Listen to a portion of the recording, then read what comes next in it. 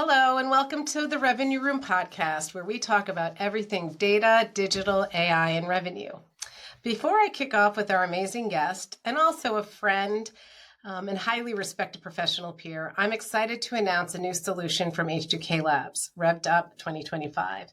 RevvedUP is an invitation-only gathering and brain trust for CEOs and their revenue-critical C-suite teams leading multi-sided businesses such as media, events, data and insights, marketplaces, communities, and professional networks. According to Gartner, 86% of CEOs believe AI will maintain or grow company revenue and enterprise value, yet they do not know where to strategically focus efforts and investments. And that's where RevvedUP comes in. I hear this over and over again, and I think we're all very overwhelmed with what the buzz is, and we need to cut through the hype. At RevvedUP, we'll dive into how to fuel enterprise value using data, digital, and AI, and help our audience and our attendees walk out with actionable strategies. The event takes place February 25th through the 27th in Sarasota, Florida.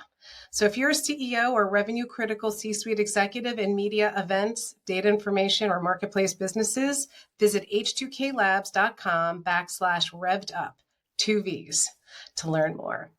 And with that, I'm delighted and honored to introduce Nino Tasca. Nino is the Chief Product Officer of Northstar Travel Group. Nino is a seasoned product leader with over 25 years of experience in the technology and media industries. He's a former director of product management at Google, where he managed multi-billion-dollar ad products, was a founding leader of the Google Assistant team, and played a key role in scaling speech and NLU technologies to hundreds of millions of users across Google products. Nino also served as the VP of Technology at Penton Media, where he spearheaded a digital transformation. Nino has held senior technical roles at Ziff Davis and RFE/RL and is a partner in several angel investing syndicates focused on technology-backed startups. And a little unknown fact about Nino's career. Mid-career, he spent 2 years in Prague working for a nonprofit that helped promote democratic values by providing accurate, uncensored news and open debate in countries where a free press is threatened, which is a really, really amazing thing to have contributed to the world. So welcome, Nino, and tell us now about you and your career. Anything I missed? Oh, awesome. That was a great introduction. Thank you for having me. I'm very excited to be here. I'm very excited to attend RevvedUP in February with everyone. So once again, thank you. Yeah, my career, I think I consider my career as two big different parts focusing on different areas. And now in my latest job as Chief Product Officer of Northstar, I'm really excited because I'm bringing them both together. So I'll start early on in my career, math and science guy. Growing up, talking to guidance counselors at school, I said, what should I do with my life? And they told me you should be an engineer. I didn't, first generation to go to college, didn't have much guidance from my parents or family. And so I just looked up what were the best engineering colleges and picked Lehigh because the name was engineer. So it seemed pretty easy. About an 8-hour drive from my house. I went to Lehigh University in Bethlehem, Pennsylvania. I had a great time and became an engineer. And so the first half of my career was really focused on engineering and technology. I found this niche within media companies, as you mentioned, Penton, Ziff Davis, even RFE/RL. We was able to actually apply my engineering skills and really this niche with media, which I love. So that's my first 10 years building technology and some product teams within media. And then the last 10 years, I was at Google, where I was director of product management for some of our big data and AI products. I started out in ads because I knew that well from media. So it was a good marriage of my previous career and going to Google. But pretty early in my time at Google, I realized that this is 2013, 2014, that Google was really stepping up as the leader in AI. And, I had my finger on the pulse, understanding that this would be a major breakthrough. And I, knew literally nothing at AI other than what I could read in the press. And so I used working at Google as an opportunity to just learn by osmosis and connect myself with some of the smartest people in AI at the company and try to, learn from them and offer, my skills, which were more product and go to market, to help bring our AI products to life. And so that's how I joined the Google Assistant team before it even began and helped bring it from 0 users to close to 1 billion over the course of 5 years. So really great experience. Some of the core AI technology that we built for speech, for NLU, and for overall assistant is now what we're talking about, like the transformer technologies. That's the foundation for LLMs. So an amazing experience, really enjoyed my 10 years at Google. And now I'm sort of marrying both of those careers. I'm back in the media world, back in B2B, which I think is a great business to be in, and taking some of the product, data, and AI leadership skills I learned at Google and marrying them, to bring great value to Northstar. That's a really interesting journey. It's like full circle right now. And it just, you with the Google experience really giving you this incredible foundation to bring back to B2B, which is where you started. So what attracted you to join Northstar Travel Group after 10 years at Google? And, specifically, yes, the business of B2B media, but I'm sure there were some other factors that were enticing. Sure, there's a lot of reasons, and like anything in life, lots of great things have to happen together. That's a combination of luck, planning, and skill that all, it works together. So I believe, having different chapters of your career is very important and going back and forth. So 10 years at Google was kind of always my, mark. I didn't want to be, stuck. There's probably the wrong word. I didn't want to be in one company forever, right? And 10 years was probably as long as I wanted. So I started looking and trying to decide on what the next chapter of my career should be at that 9-ish year mark at Google. Once again, realizing data and I was going to be a game changer, and we were already seeing, with the introduction of ChatGPT, what a major shift it was having on the marketplace. And one of the things that I would say is more of a zag for me than following the mainstream is, instead of going to an AI startup and just building the greatest, latest technology model, which was going to be constantly battle between Google, OpenAI, Amazon, Meta, etc. I looked at really why I got into this business in the first place. And I never got in for technology, even though I started from an engineering perspective. It was really about building products for users and starting with the user-centric focus first, and then building technology to match that. And I felt over the last couple of years, we've sort of shifted too much in the other direction, which is building technology for technology's sake. And I'm glad people are doing that. I'm not trying to, give too much shade to the industry. But for me personally, I wanted to go back to more of like an organizational build, or an organizational focus, which had real products, real users, and this real marriage that AI can help accelerate a company that currently has products out there, currently has users, but can be doing a much, much better job. So I wanted to look for a company where my skills could apply and actually have a real impact at this inflection point where data and AI were coming and being such a major, major change to the world. Now, it just so happens, I have been, friends and a former colleague with the CEO of Northstar, who joined about 6 months before I did, a gentleman named Jason Young. The board members and the major investors in Northstar were the same people that invested in Penton, which had a successful outcome. So I had a good relationship with them. And most importantly, Northstar is in the best vertical of them all. Northstar is a B2B media company, and we're traditional in the sense that we connect buyers and sellers with an array of products, events, print publication where we got our start, and of course, digital. But our kicker is that we're in the travel industry, and our tagline is the champions of travel.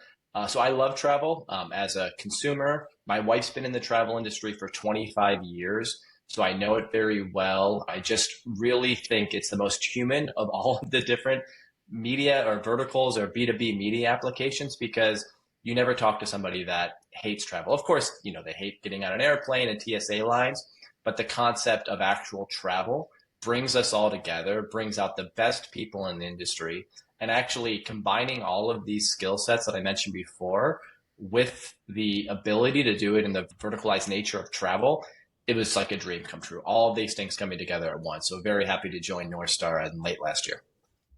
Yeah, it's actually quite an interesting business, Northstar. Yes, you have the traditional print media solutions and products, but they bought Focusrite.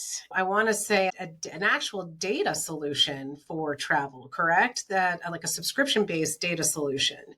So they're serving customers within this ecosystem, across the value chain. Absolutely, yeah. We have many different sub verticals within travel, everything from travel advisors and travel agents to professional meeting planners. That's the industry my wife's in. Technology, which is focused, right? What you said, even hotel investment and corporate travel managers. So we basically have a 360-degree view of the travel market from a professional sector. And in addition to our traditional media products, we also have some information products that are more of like a SaaS-like business. And once again, these focus on the array. So some help travel agents and travel advisors put together the best itinerary for users. We have others that more for the corporate audience that are making sure that we're managing alerts. If anything sensitive is going on in an area, the corporate travel managers have a way to disseminate that information out to people that may be traveling for their company. So an array of services that we have on top of the traditional B2B. Yeah, I would imagine the underlying data through that you could be a bellwether for the industry in terms of travel trends and things that are happening from a market fluctuation standpoint. Absolutely, yeah. And I should mention, Focusrite does have a pretty thriving research business as well. So we use some of that data for research purposes as well. Excellent, excellent. So you come to Northstar Travel Group. I know Jason well, so now we've got two major lead smart data minds leading the business. What is your current data transformation mandate? What are you working on right now at Northstar, and how are you executing this? Having walked in, you're new, filling in. I think it's also a new role, correct? Was there anyone in the position prior to No. joining? Yeah, so brand new role. So tell us all about that. Yeah, so once again, Jason joined Northstar, I believe it was January of 23, so about 9 months actually before I joined. And for those that don't know, Jason is former CEO of Ziff Davis, where I first met him, Chris Media, Quotient, and just a very strong digital mind that's been in the industry as long as anyone and has really seen and driven as much change. So I have the fortune of working with someone that we share like principles and like minds, and he's really driving a data first and digital initiative that I'm obviously now partnering with him on and helping with the actual execution from the product and technology perspective. So Jason had the foresight of winning with data, we call it. How do we actually bring data to Northstar? I joined in late last year, and instead of just coming in with data, knowing that was going to be where we ended up, I really wanted to focus on fundamentals first, which any good product manager should do, but sometimes hard when you come in with a mandate. You want to just jump into the solution. But first, it's all about who are our users, who are the products, and what are their needs, right? Going back, to my previous answer, really understanding how we can serve our users better. And where does Northstar fall into the ecosystem? What are the opportunities by what our current position is? What are the changes in the overall economy? The changes with technology. How can we build better products to, serve our users and their needs? And then fourth, it kind of actually gets to, okay, now what and how do we do that? Once again, the hypothesis going in is true. It's winning with data. And so now we're actually going out and building the core data warehouse to build our full suite of products on. Like you mentioned, Northstar did not have a chief product officer before or anyone super senior in that position. And it was a great media company with super strong sales. Previous CEO, Tom Kent, did an amazing job of building out the event side of the business, but digital wasn't first. And so now's the time for digital to shine. And so we're building the fundamentals up. The first 6 months of my time at Northstar is really focused on building up those fundamentals. And so now we can really, execute on the roadmap that we've had laid out. That's really interesting. It's like the events were built very, strong foundation, world-class events. Now digital is coming into its own. What are you seeing the change internally from like a skills and organization standpoint? Because that's a big leap. I've seen this issue many times when you have a very strong event business and then you're like, okay, we're going to add digital to it. It's very different than when you say we have digital, we want to launch an event. It just feels a lot easier. Yeah. What are you seeing, especially being new to the business or new-ish? Yeah, so one thing I should say is, events and digital can go hand in hand together fantastically, right? There's nothing, obviously you're in the event space as well. There is nothing that builds a strong audience as getting face to face together, meeting, connecting buyers, connecting sellers, no matter what the industry is. It just creates such a passion for the industry. And Northstar is that connector, and it creates audience members for life by having a physical event. So we're still, even though we're now the focus is on digital, having the strong events is really part of the backbone and allows us to keep this really strong, engaged audience. But once we have the audience, it's really about making sure we're doing our primary job. Once again, I've said it a couple times, but it's really important to remember is at its heart, B2B media connects buyers and sellers, and it can be different based on the vertical or the ecosystem. And what I found was really telling is a lot of times advertising is seen as like a bad word, but in these markets, it's great. So I'll give you one example. One of our biggest events is called Cruise World. This is in November. It's usually in the Fort Lauderdale area, and we get the top cruise executives that come here, and we've got literally well over 1,000 travel agents and advisors who they have their own clients who want to go on cruises. And it's amazing. I think a lot of people don't realize this, but over 65% of cruises are sold via travel advisors. And so it still is a critical player in the industry. And anytime people say it's dying, it just comes out stronger and stronger because they've been very adaptive to new technology. So our job at Northstar is to sort of connect the cruises. They're building $100 million ships that are going into the water in 24 and 25, and they need people on those cruises, and they want to understand, and they've got to educate the marketplace, the sales team. And so the travel advisors who come to the Northstar show are eager to learn about this content. So they're actually considering it like training rather than just being pitched to it. So we're making that connection happen. So I went on a little bit of a tangent there because it's all about data. How do we make these connections stronger? How do we know what a travel agent or travel advisor is really looking for? What's their specialty? Who are their customers? What are they looking to get into? What are they looking to know? And at the same side, from the supplier side, from let's say in this example, the cruise lines, what is their demographic? What are they trying to build up? Do they have a new ship launching? Are they trying to go after a younger demographic, an older demographic, etc.? By using data to make these connections stronger, we're really fulfilling our core mission and core principle of making these connections. I'm sure, once again, you've been in the event industry for years. There's nothing worse than when an event falls flat and you just don't have the people you need to get there. And, we all try our best to make sure we have dedicated users on both sides. And what it really comes to is data to make sure those connections are as strong as possible. That's both physically, but also off or on the online side as well. Coming to our websites on a daily, weekly, or monthly basis, going to our web, getting emails sent out, making sure we have a strong data connection. And once again, this is across the whole professional travel audience. I use cruise lines because it's a very tactical example, but there's a lot of things that happen with professional travel that none of us realize that happen to keep keep everything moving. And we're making those connections happen across the whole industry. So data is the key. It might not be a new generative AI product that's going to be an image of you going on a cruise ship. It's cool. It's fun. We've played around with those. But what's really going to change the game is still providing to our core users, both on the advertising side as the suppliers and the users that come to Northstar and our content to be better trained for their job, providing them the best experience possible. And data is the key to doing that. Yeah, just to recap everything I heard you just talk about with winning with data, you can use data to make your products, Northstar's products, perform better because you know what your customers want. So better events, better, the right people with the right content at the events.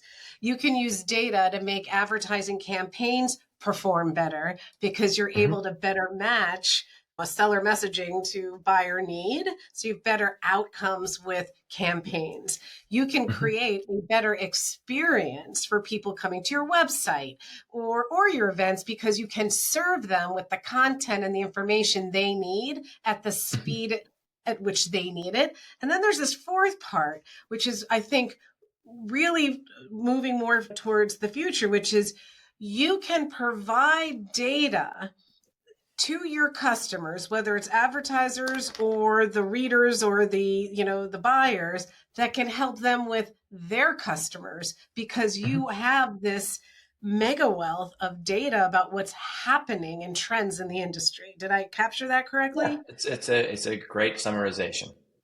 Okay. Well, that's very exciting. You've got a very full plate. Yeah. So with that leads me to my next question. One of the biggest challenges CEOs and C-suite executives have when looking at this opportunity with data, and I alluded to it with that number from Gartner when on the AI side, it's overwhelming. Like, where to start? Like, how do I peel this onion? Because all of those four things are huge, right? And have significant, massive impact Yeah. on investments, your organization, your tech stack, everything. So how are you approaching it? Yeah, so I've actually given a talk on this before. I break it down to a 70-20-10 rule. And it's kind of like, how do you focus your time? It's something we actually did at Google as well. And it's slightly different, but I like the makeshift. So 70-20-10, how do you spend your time and your energy? Because it is overwhelming. There's a new model, OpenAI, we're taping this on a Monday. OpenAI released a new model on Friday, right? And I'm sure by the end of this week, there'll be a new model out. And you can get into paralysis by looking at all these models, understanding which one's better. You have to consciously take a step back and realize that if I was still at Google, sure, following the trends and making sure we have the nth best, model is important and is key. But for most organizations, and I'm imagining most of the listeners to this podcast, it's not about getting a model that performs 0.5% better in certain use cases. It's actually about using data and AI to help your core fundamentals. So 70-20-10. 70% of the time should be look at the core business, one in which there are, existing users that have a need, and how can we use data to make that better? As I mentioned, we talked about in the previous answer, for us, that's connecting buyers and sellers. So we're spending 70% of our effort focusing on this core need, and how do we actually prove the value that Northstar provides through data, once again, by following up, connecting buyers and sellers, and then proving the value. So that's where 70% of our effort is. 20%, though, has to be in looking to the future. You can't just be protecting current business lines, or, before you know it, it will be out of touch. So we're experimenting with different products that can be data and AI first, more generative. Like we mentioned, some of the SaaS tools we have. How can we actually inject data into these tools to create a better and new experience? And now, by the very nature, some of these will be failures, because launching a new product is impossible to have 100% success. So keeping it at 20% is a nice way to get iterative out there, keeping it fun, keeping it loose on like an MVP perspective. So you keep testing things out. Nothing has to be, you're not betting the company on it, but over time, you'll have winners that you can keep feeding into, and it'll let you become part of the 70%. And the last 10%, I think, is important in an area, I'm leading along with the head of our HR team, is really just making sure our employee base is taking advantage of AI skills. So we're doing that with our editorial team, our marketing team, our sales team. Once again, all of them cannot be AI experts, and they shouldn't be. They have other skills they need to be, but AI is having positive impacts on all job facets within a company. So using, my skills, because I'm curious and read a lot of the daily, weekly blogs and information that's coming out of there. How can I see what's happening in the industry and try to use that to not only train our team, because I don't feel like training is where my value add is, but how can we integrate it into our workflows? So for example, within our content management systems, we're not at the point where we want to write articles via AI. I think that's a disservice to our readers. But there's things by pressing a button in the CMS, looking at the content, looking at Google Trends, we can give 20 suggested headlines for the article that our editors can choose from. Then they can pick the top one. They can, ignore it and use their own, or they can do a combination of what happens a lot to me personally is use AI to generate thoughts in my own head, and I come up with a better outcome than I would have originally. And so integrating that with a one click through the CMS is something that makes not only our employees more powerful, but then ultimately comes back and makes the business better because we're getting better SEO, better engagement, et cetera, et cetera. No, I love the 70-20-10. And then that 10 one actually is really critical. I always say you're never going to hire your way to the level of data talent you need.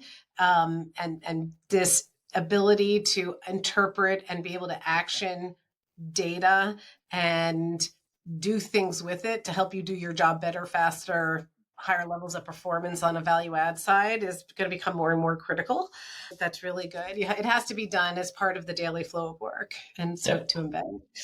And I couldn't agree more. I am addicted to Claude simply because it's like that writer's block. I just like, all right, give me an idea and then I'll write it. I don't like it sounding like an AI person, AI bot, but it does help. I'm not an editor, but I love to write. So I definitely think there's a lot of value there. You have B2B media experience. You've worked at some incredible brands prior, and then you had your tenure at Google, and now you're coming back. You re-entered a very exciting time for Northstar. Have you felt resistance coming into Northstar, right, from not leadership, but more of the people you're trying to galvanize and organize with your vision because of that different experience? Have I felt resistance? No, it's been a welcome with open arms. I feel like the leadership at Northstar and everyone I've interacted with knows what their strength is. And Northstar's been a great company, right? But I've mentioned it's really been on the back of relationships we have with our users, relationships we have with our advertisers, the event business we built up. But the reality was they just haven't invested in technology at the rate of some other companies. So it was a known need. This even comes, from the director of engineering and product that, report to me. It wasn't their lack of skill set or their lack of ability. It was the lack of investment at the time. So it was a known situation. And now everyone's excited to fix that. I think the really good thing that I bring in is I do have this background from 10 years ago. So ideas are not totally new to me, but I also am not up to the latest, greatest trends and technologies in B2B. So I am learning a lot from the team that's there. But I think, let's call it the special sauce that I bring is understanding how these type of technologies have really built to grow some of the biggest businesses on earth, like namely things with Google, which I had a firsthand account into. Everything from building, ad products, growing an ad product line from 300 million to 2 billion in 3 years. And like I mentioned with the Google Assistant. And the good thing about Google as well is there's a lot of internal sharing. So I have a lot of friends at YouTube, other Google products, and know the secrets that they've had to grow. So I'll give you a great example. And this will take a minute. I first joined Google, I mentioned, in 2013. And part of the reason was to build a brand business at Google from an advertising perspective. The first 10 years of Google were very much built on top of direct response. So, with keyword listing. So you want to sell something that you can easily monetize online. You build against keywords, you click on it and you can execute. The full transaction happens. It's all very tractable. But a lot of the real money that was still at TV at the time was brand dollars, whether it be selling cars, selling Coke and Pepsi, or selling big movie releases. Google was not really a big play there, which seems crazy because this was only 10, 12 years ago.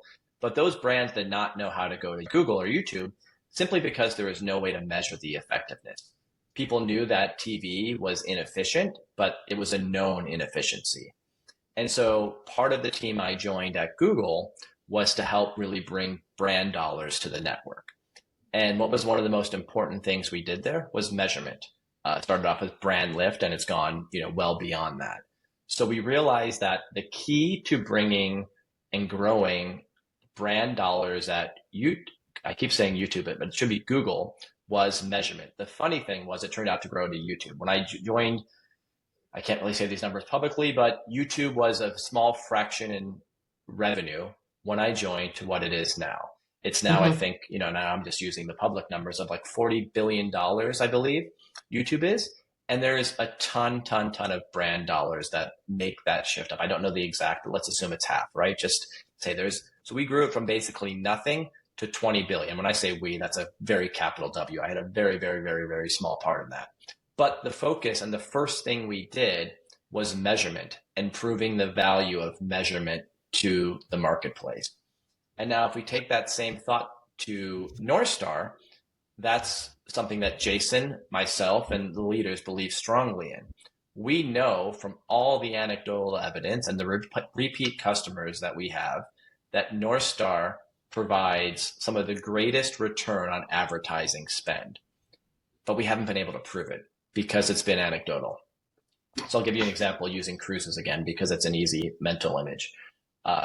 Carnival Cruise Lines and the biggest Royal Caribbean, they'll advertise in the NFL playoffs, NBA, some of the most expensive advertising online to reach consumers.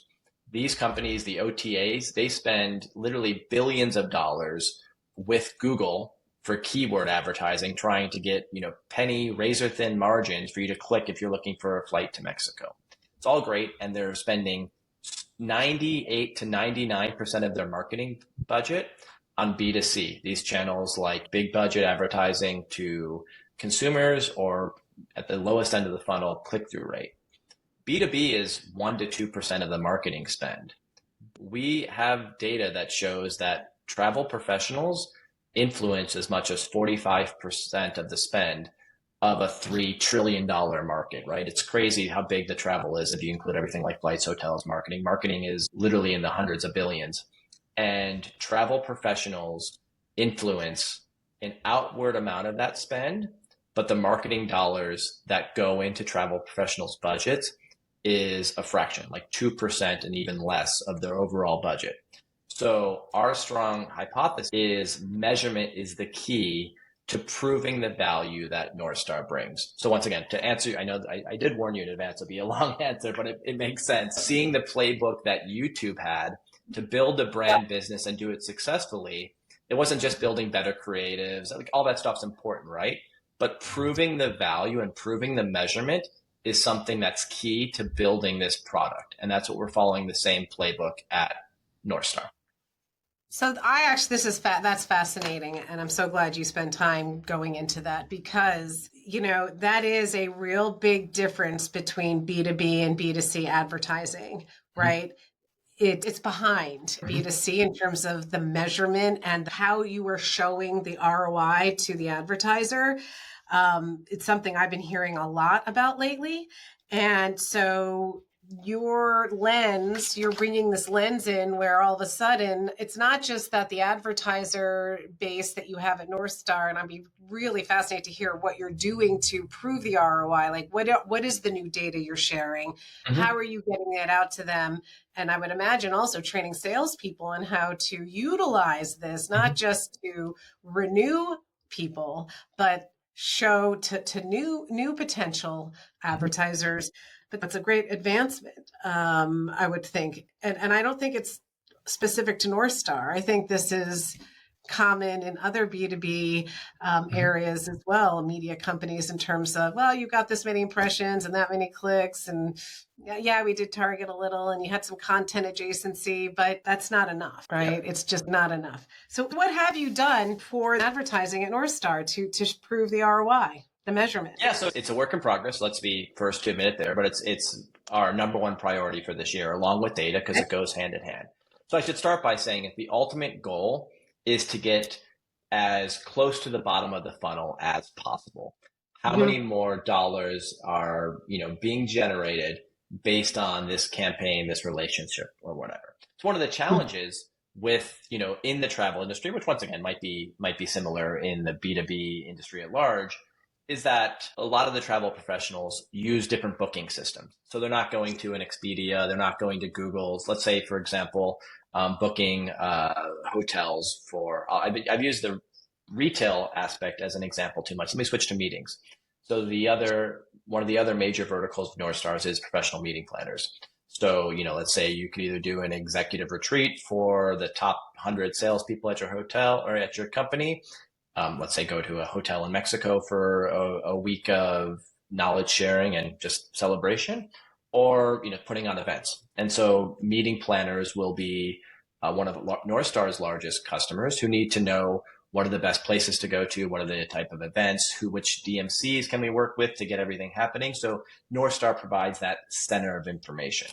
With meeting planners, they're not going online and just clicking a button to get the transactional data, right? So we want to figure out exactly how going to a Northstar event, attending a webinar, coming to our websites, interacting with content, with advertising is actually leading to the bottom of the funnel transactions. So we're working with a variety of partners trying to get some of this transactional data. We're doing a survey-based approach, which, coincidentally, back to my YouTube example, that's how we got started with BrandLift. When we're even building platforms that meeting planners can go to submit their RFP, interact with hotels, and understand that, hey, by attending a Northstar event, I have a 2 million P proposals. I met with these 7 hotels or these bureaus, destination bureaus. And as a result of these connections, I'm now taking my RFPs to this location. So you might have spent whatever, $10,000 as a hotelier to come to one of our events, but the access you're getting to extremely qualified meeting planners that are presenting their RFP for future business in your location, verified in our portal, and we can make that connection, proves the value that the connection that Northstar is making. So there's, because we have a 360 approach, there's no one size fits all solution. We have to do it on a vertical by vertical nature, but the mandate of proving the measurement as low to the bottom of the funnel as we can get remains to be true. 100%. And you're absolutely right, because I could just think about it from, you've got like a transactional side almost where you can get really close to the transaction. And then you have much more of what I call an enterprise play, where it's a more expensive, more time consuming decision process. So I love the fact that you're actually creating like a marketplace, more or less, for those meeting planners to help them save time and effort and money, by the way, trying to find the right venues, and all the data that comes in between is hugely valuable. So we're getting close to having to wrap up soon. I have so many questions here. I knew we were going to have a lot to talk about, and I think we addressed some of this. But do you see the need for new roles, or your role is new, but I'd argue that it was always needed in there, but that they've now formalized it, right? Chief Product Officer, about all of the solutions they have at Northstar. Are there other roles that you see materializing at Northstar as a result of this data transformation, this digital transformation? Absolutely, yeah. We'll need data scientists, right? Because as we collect more data, we have to build models and do intelligent things with that data. That's a skill set that's very much in demand and very much needed. We're working with an array of consultants right now to help us round out that skill set, but I think we'll be bringing in more data scientists. I also think UX is very important here. It's an underrated skill. As you're dealing with data and new types of ways to interact with products, making sure the UX is simple and easy to understand, or almost you kind of erase the fact that technology is happening here through great UX, is critical. That's another, desirable, much needed skill set that we'll have to bring on at Northstar. And I think even in the brands, it's understanding that we are selling differently than we did, let alone 5 years ago, but 10, 15, 20 years ago. So building the understanding that digital data and AI enables new ways to sell our products and our audiences. We'll just need to keep infusing that through training, through bringing in, just people that have the different and more diverse types of selling ability. Once again, our salespeople, it's an amazing sales team. So there's nothing I'm saying that to distract from what they're currently doing, but just constantly adding new skill sets to that team is really what we need to do.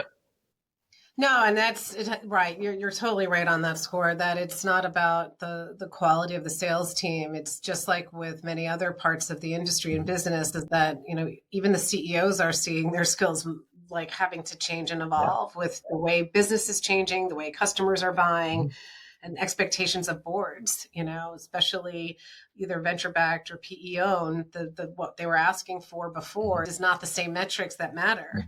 So, which leads me to another question, which is, this is a big investment, right? For Northstar. It's a transformative investment that permeates all different areas of the business, whether it's the technology you're buying or the skills that you need to enhance and grow, or the new roles. Those new roles you talked about are not inexpensive functions. This requires a constant understanding of the ROI for the business. What are the metrics that you and Jason and the leadership team use when looking at, is what we're doing working? Are we hitting milestones? And what does success look like, both short and long term? And how do we communicate that with our board and our investors? Yeah, it's a great question, and we're Northstar's private equity owned, right? And our top metric is revenue, right? Like I don't shy away from that. We're not a VC startup where it's going to attract users and worry about revenue later. Getting revenue and meeting our quarterly and annual objectives is top of mind, and I'm happy to claim that we are meeting those goals, and we've had aggressive goals, and we're actually meeting and exceeding those. And I think it goes back to where the focus is. We're not spending our time on these speculative chatbots via AI that might have product market fit, might not. As I mentioned earlier in the podcast, we talked about the 70-20-10. And so we are focusing on the core parts of the business. I'm also a core believer in more of an MVP type of rollout. So I'd rather, launch product that takes a year to fully develop with quarterly milestones that are actually actionable and can be launched to market, but it might take longer to get the full suite there than going into a room and coming out 9 months later with a fully finished product. That might mean the first version is incomplete and takes a ton of manual work behind the scenes of my product team, but we're getting stuff out there. We're getting some feedback with the market. We're getting some feedback with the customers and our users and our sales team. And then that helps us iterate and improve the product. So even though we have this long-term objective that requires investment in a data warehouse, AI models, new UX, new design, it doesn't stop us from delivering value on a quarterly basis. No, I really like that. And again, the podcast name is The Revenue Room. So we call it the Aligned Revenue Team, that everything you're doing is connected to revenue and has an impact on revenue. And then there's the short term. And then for more of the longer term, and I wouldn't call them speculative. They has some element of that, but they're new, right? So there's risk. Yeah. You advocate a pilot approach that once tested in a way that does not bear too much financial burden on the company, hence the manual back end part, that once that's rolled out and proven, then all of a sudden you're in a great shape to then roll out and scale in a faster manner. What key lessons have you learned about driving data transformation initiatives at an established industry like B2B media and events versus, and just to be clear, Northstar could be the most amazing company on the world. There is a difference in personality between a Google and a YouTube than a Northstar or a Questex or a Clarion or even an Informa. They're just two very different types of businesses in terms of approach. Yeah, it's a great question. I'm still learning, right? So I'm always learning. I would say if I could start my time again at Northstar, I'd be more aggressive and try to get things done faster. I think that's one of the things that at Google, the fact that you're making $250 billion of revenue every year, it changes your mindset where patience is a key, and it sort of permeates from the CEO Sundar on down that, getting it right is more important than getting it fast. And which was important. I took that to heart, and I was, a product leader, and I did a lot of training at Google, and understanding what Google takes to operate and win is different than Northstar. And so my learning curve had to be rejiggered, even though I can easily say, oh, of course, we don't have $225 billion in revenue to fall back on. That's obvious.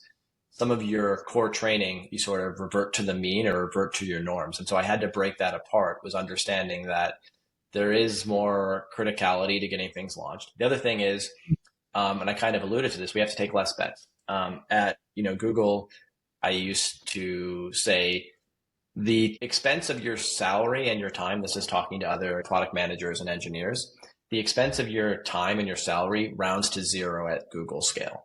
So if we are taking multiple bets and they don't work out, nobody cares. It doesn't matter. But if we, Google, miss the next big thing, whether it be AI or whatever, that is literally existential to the company.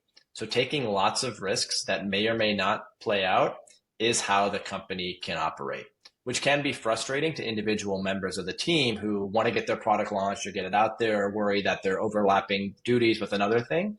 It was the way that Google operated successfully, which was make lots of bets, feed the winners, starve the losers. At Northstar, we don't have the ability to do that. So we have to be more mindful about how we're making investments. And that's why the 70-20-10 principle is so core, is we're making our investments that align and make our existing products and I shouldn't say our existing products, that might be too limiting, but our existing mission more impactful. It's not taking these massive speculative bets. It's taking very strategic actions on something we know will be successful and we have to execute again. That is so important what you just said, because it is such a fundamental mind shift. And actually, when I look at, I follow Sastra a lot, and it's all, GTM type blogs and podcasts. And they're always like, never hire somebody. Like when you're a startup, never hire that very expensive, super uber successful SVP of sales. Why? Because they may have done super well at a company that was like mega funded. When you're trying to bootstrap and you're scrappy, you need a totally different mindset. It's kind of the same thing, but you have a very unique experience and mindset because you have the media side from the beginning. You then have the Google perspective, and now you're back. So it's a great, what a great cultural mix right there. So that was, I'm glad I asked that question. All right, so we're running out of time, so I'm going to actually move on to, first of all, a very sincere thank you to you for joining Revenue Room Connect's Executive Advisory Board. We're really so delighted to have you on board. But tell us why, or tell me why you joined, and I guess more importantly, what do you hope to get out of Revenue Room Connect, and also for you, for Northstar, and for the industry? Well, thanks for having me, and I'm very glad to be a part of it. The best thing, and we just alluded to it as well, it's two things: knowledge sharing and people, right? So without repeating what we just said, I do believe that I have a unique set of skills from the average person in media, and I love sharing about it. I love sharing it. I love talking about it, and I love understanding how the skills that I've learned at Google and my other experiences in Silicon Valley can then be applied to situations for other people that are in the media industry. So I have a lot of knowledge, I think, to share out, but more importantly, I have a lot of knowledge to gain. For the last 10 years, I have not been thinking about media as an operator. I sort of let that slide out of my mind. I'm building those skills and those muscles back, but the more people I talk to that have been in the trenches and know the ins and outs, just makes me better at my job and makes me apply these two different parts of my career, stronger. So that's number one, knowledge sharing. And just people, right? Like I love interacting with people. I'm working out of my home office a lot of the time. So I get to travel quite a bit for Northstar at our events and going back to our headquarters in New Jersey and New York. But just interacting with smart people that are curious. There's nothing better I like than, meeting curious people that want to do better, want to succeed at their jobs. That was absolutely the best thing at Google, was just being surrounded by smart, curious people every day. And it really made me better because I felt the need to step up my game to, be in their company, if you will. And so being a part of an advisory committee with a bunch of other smart talent and most importantly, curious people, that's who I want to hang out with. Awesome. Well, you'll definitely be hanging out with them in February at RevvedUP. And now for a couple of fun questions. Sure. What is the song you sing when you drive and you're all by yourself? So I have a 10-year-old daughter, so Taylor Swift is omnipresent in my life. So unfortunately, those songs are popular for a reason because they get stuck in your head. And then I have to catch myself when I find when I'm by myself, I haven't changed the tune from, 10-year-old girl pop. So I'll have to admit to that right now. All right, that's totally fair. My daughter now is 19, but I remember those days myself. What are you most predisposed to, sweet or savory? Savory. I'm, a former triathlete. I'm always working out or being outside, whether it's hiking, golfing, walking with the dog. So a salty snack is what gets me. Got it. And then what's the most unusual place you've ever been to? Unusual. We mentioned I was in Czech Republic for a couple of years. So there's this place in Kutna Hora, which is made up of, well, I guess they found a gravesite of like 40,000 human remains. And so they built a church that is just full of human bones, skulls, arms, legs, toes. It's insane. You can't even describe it. There's a church you go to in a small town in Czech Republic that looks normal from the outside, and then the inside is just fully decorated with human remains. I think it's from it's been a while since I've been there. I think it's from like the Black Plague, 13, 1400. And these bones are just everywhere. So really interesting chandeliers made of finger bones, like really, really cool stuff. Wow. Wow. Definitely have to check that out. And I guess the last question is, what's the best book you've read recently? Okay. Fiction, I always go to Count of Monte Cristo. I think that's just a great story of, calculated revenge, if you will. Nonfiction, though, which I spend more time reading, I'd go with Sports Gene by David Epstein. I think it's a great combination of the things I love, which is sports, I'm a big fan of, but also data and science behind it and like what makes a great athlete. So really got both sides of the brain working. I'm going to have to up our game at RevvedUP. I have this whole morning wellness program set up with like a fun run, but it's only 2 miles. I did say former triathlete, so I'm no longer on the circuit. Yeah. Well, listen, Nino, thank you so much for joining us today. It has been a sincere pleasure. We're looking forward to having you not only at RevvedUP, but also at Lunch Lab on September 30th, where we're going to be talking about data-driven revenue acceleration and growth. For anyone who's interested in attending RevvedUP, don't forget, go to www.h2klabs.com/RevvedUp with 2 V's. Thank you.